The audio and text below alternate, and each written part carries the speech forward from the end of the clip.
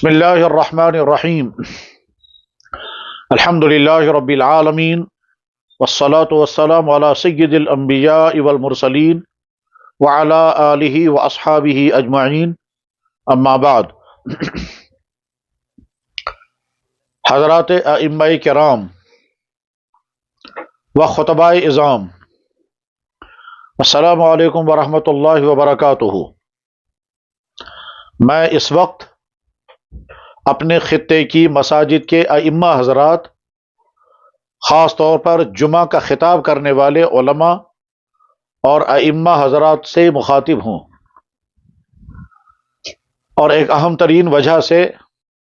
آپ سے خطاب کرنے کی ضرورت محسوس ہوئی۔ حضرات ائمہ کرام و خطباء اعظام، اللہ نے آپ کو بے انتہا اہم ترین منصب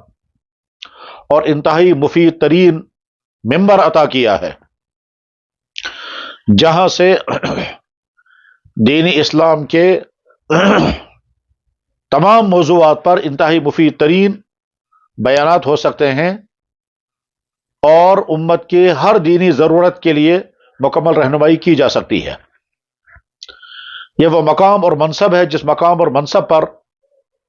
سید الاولین والآخرین، خاتم الانبیاء والمرسلین صلی اللہ علیہ وسلم خود بنفس نفیس فائز تھے۔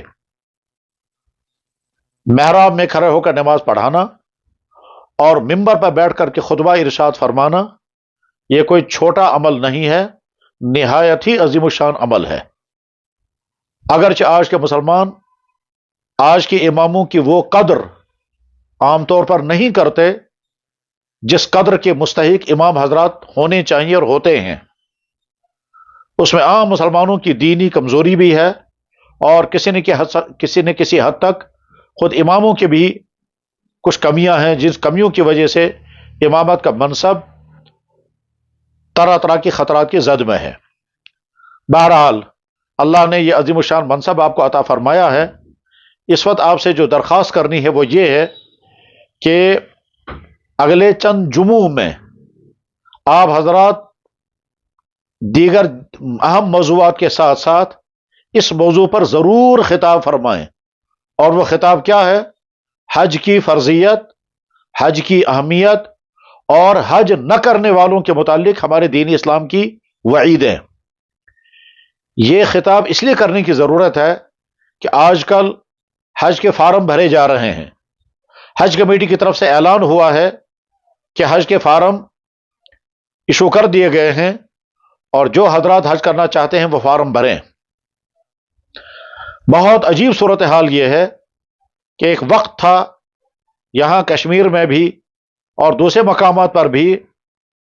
حج کے فارم زیادہ آتے تھے،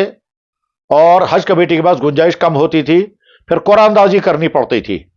اور جن حضرات کا نام حج کے قرعے میں نہیں نکلتا تھا وہ انتہائی مایوس، بہت غمزدہ ہو جاتے تھے، ہمارا نام کیوں نہیں نکلا؟ بلکہ بعض لوگ تو سال ہر سال اسی انتظار میں رہتے تھے کہ شاید اس سال ہمارا نام آ جائے، اس سال ہمارا نام آ جائے، اور اس طرح سے بہت سارے لوگ حج کیے بغیر دنیا سے رخصت ہو جاتے تھے۔ لیکن پچھلے 1-2 سال سے صورتحال الٹ گئی ہے، اور وہ یہ ہے کہ حج کمیٹی کے پاس سیٹیں موجود ہوتی ہیں لیکن حج کرنے والے افراد نہیں ہوتے۔ سال گزشتہ بھی جتنی سیٹیں مہیا تھیں اتنی تعداد کے حاجی آئے ہی نہیں، لوگوں نے حج فارم بھرے ہی نہیں، جس کا نتیجہ یہ ہوا کہ جتنے حجاج کرام یہاں کشمیر سے جانے چاہیے اور جتنے حجاج کرام کے لے جانے کی کیپیسٹی حج کمیٹی والوں کے پاس موجود تھی، اتنے حجاج کرام کی درخواستیں ہی نہیں آئیں۔ اس سال بھی لگتا ہے کہ صورتحال اسی طرح سے ہے۔ حج کمیٹی کی طرف سے اعلان ہو چکا ہے کہ حج کے لیے فارم بھرے جائیں، اور شاید اب تک اتنے فارم نہیں بھرے جا سکے ہیں جتنے فارم بھرے جانے کی توقع تھی، جتنی فارم بھرے جانے کی امید تھی، یا جتنے فارم بھرے جانے چاہیے تھے، اور آخری ڈیٹ شاید بہت قریب ہوگی۔ یہ تو حج کمیٹی کے ذمہ داران ہی بتائیں گے۔ میرا اندازہ یہ ہے کہ ہو سکتا ہے جولائی کے اینڈ تک آخری ڈیٹ ہوگی، اور ہو سکتا ہے بعد میں اس میں کچھ مزید اضافہ کیا جائے۔ لیکن بہت تعجب اور افسوس کی بات یہ ہے کہ جتنے لوگ حج کے لیے نکلنے چاہیے اتنے لوگ حج کے لیے نہیں نکل رہے ہیں، حالانکہ یہاں لوگوں کے پاس بے شمار لوگوں کے پاس پیسہ اتنا ہے کہ ان پر حج فرض ہو چکا ہے، اور اس کے باوجود وہ حج کے فارم نہیں بھر رہے ہیں، حج کے لیے نہیں نکل رہے ہیں۔ لہذا ائمہ حضرات سے درخواست یہ ہے کہ ہم حج کی فضیلتیں، حج کی اہمیت، حج کی فرضیت اور حج نہ کرنے پر اللہ کے نبی کی وعیدیں، اس کا مطالعہ کریں، اور مطالعہ کر کے جمعوں میں بیان کریں، تاکہ جن دنوں میں حج کے فارم بھرے جا رہے ہیں لوگوں کو ترغیب ہو جائے اور حج کے فارم بھر سکیں۔ ہم لوگ عام طور پر حج کے مہینوں میں حج کے فضائل بیان کرتے ہیں، لیکن اس وقت تو لوگ حج میں جا چکے ہوتے ہیں، اور اس وقت کوئی نیا حج کے لیے جا بھی نہیں سکتا ہے، عام طور پر اس وقت انتظامات نہیں ہو سکتے ہیں۔ تو بلا شبہ حج کے مہینوں میں حج کی فضیلتیں اور حج کے احکام بیان کیے جانے چاہیے، لیکن جس وقت حج کے لیے فارم بھرے جا رہے ہوں اس وقت اصل میں ترغیب دینے کی ضرورت ہے،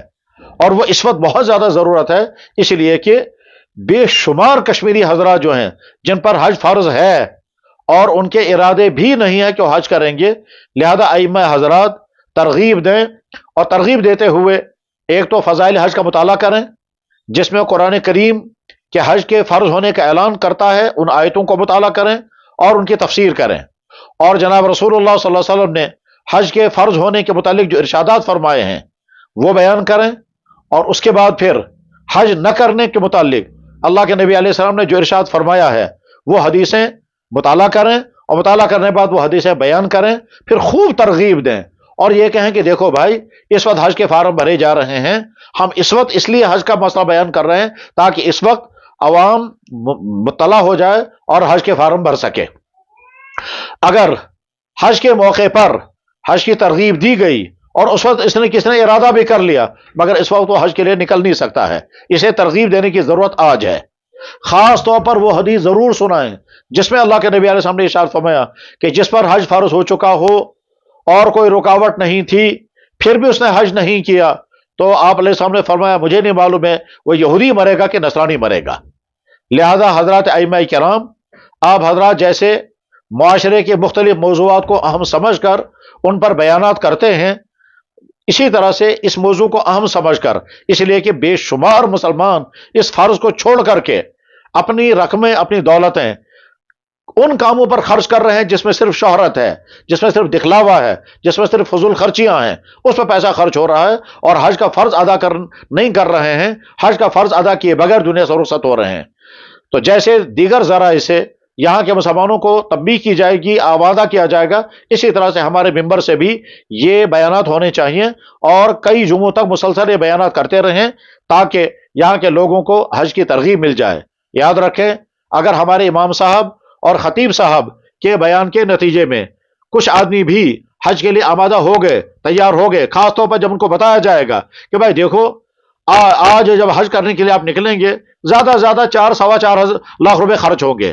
اور اگر آپ نے دلی سے سفر اختیار کر لیا تو اور زیادہ کم ہو جائے گا۔ بلکہ میرا اندازہ یہ ہے کہ اگر سری نگر سے حج کے لیے کوئی نکلے گا تو اندازہ یہ ہے کہ 4-4.5 لاکھ روپے کا خرچہ حکومت کے حج کمیٹی کے ذریعے سے ہوگا، اور اگر کسی نے ڈیمارکیشن پوائنٹ یعنی رخصتی کی جگہ دلی رکھی تو میرا اندازہ یہ ہے کہ 3.5 لاکھ روپے تک کا خرچہ ہو جائے گا، اور آپ کو اس میں صورت میں دلی تک خود سفر کرنا ہوگا۔ بہرحال ائمہ حضرات جو ہیں وہ بہت زیادہ ترغیب دیں، اور خاص طور پر یہ وعید سنائیں کہ جس پر حج فرض ہو چکا تھا اس نے حج نہیں کیا، تو اللہ کے نبی علیہ السلام نے فرمایا مجھے نہیں معلوم ہے کہ وہ یہودی مرے گا نصرانی مرے گا۔ یہ ترغیب جتنی زیادہ دی جائے گی انشاءاللہ اس ترغیب دینے کے نتیجے میں اگر لوگ تیار ہو گئے تو اس کا اجر آپ کو بھی ملے گا، اور آپ کے ممبر کے اس بیان کے نتیجے میں آپ کو بھی لازماً اجر و ثواب ملے گا، کیونکہ اللہ کے نبی علیہ السلام نے ارشاد فرمایا الدال علی الخیر کفاعلہ، کسی خیر کے کام اور خیر کے معاملے کی طرف رہنمائی کرنے والا ایسے جیسے اس نے خود کیا۔ اور دوسری حدیث پاک میں جس کا مفہوم یہ ہے کہ جس نے دوسرے انسان کو کسی خیر کے کام پر لگا دیا، اس کام کرنے والے کو جتنا اجر ملے گا اتنا اجر اسے ملے گا جس نے خیر کا کام کی طرف اس کو لگایا، اور کام کرنے والے کو کوئی اجر ملے گا۔ اللہ کرے ہمارے تمام ائمہ حضرات جن تک یہ آواز پہنچے، اور وہ تمام ہمارے خطبہ حضرات جو مختلف بیانات موضوعات پر کرتے ہوں گے ان تک یہ درخواست پہنچے، اور وہ ان اگلے 2-3 جمعوں میں اسی موضوع پر بیان کریں، اور یہاں کے وہ بے شمار لوگ جن پر حج فرض ہو گیا ہے وہ حج کے لیے آمادہ ہو جائیں۔ اللہ تعالیٰ شان و عمل کرنے کی توفیق عطا فرمائے۔ اس کے لیے آپ حضرات حج کی کتابوں کا مطالعہ کریں. خاص طور پر اس وقت مسائل حج بیان نہیں کرنے ہیں، فضائل حج بیان کرنے ہیں، اور فضائل حج میں بھی بہت زیادہ تفصیل نہیں بیان کرنی ہے. وہ آیتیں پڑھیں جن آیتوں میں حج کی فرضیت بیان ہوئی ہے، وہ احادیث پڑھیں جن احادیث میں حج کی فرضیت اور حج کے فضائل بیان ہوئے ہیں اور حج کے فائدے بیان ہوئے ہیں، اور وہ حدیثیں سنائیں جو حدیثیں ان افراد کے بارے میں ہیں جن پر حج فرض ہو چکا ہے اور کوئی نہیں. اور اگر اس کے لیے ایک ہی جگہ ساری حدیثیں اور قرآن کریم کی آیت کی تفسیر آپ جاننا چاہیں تو فضائل اعمال میں جو فضائل حج کا پورشن ہے وہ والی کتاب ہاتھ میں لے لیں اور اس کا مطالعہ کر کے بیانات کریں. اللہ تعالیٰ شان ہو آپ کے اس منصب کا آپ کو حق ادا کرنے کی توفیق عطا فرمائے، اور یہ منصب آپ کے لیے صدقہ جاریہ بھی بنے اور دنیا میں رفعتوں کا ذریعہ اور آخرت میں قبول کا ذریعہ بنے. وآخر دعوانا ان الحمد للہ رب العالمین برحمتک یا ارحم الراحمین.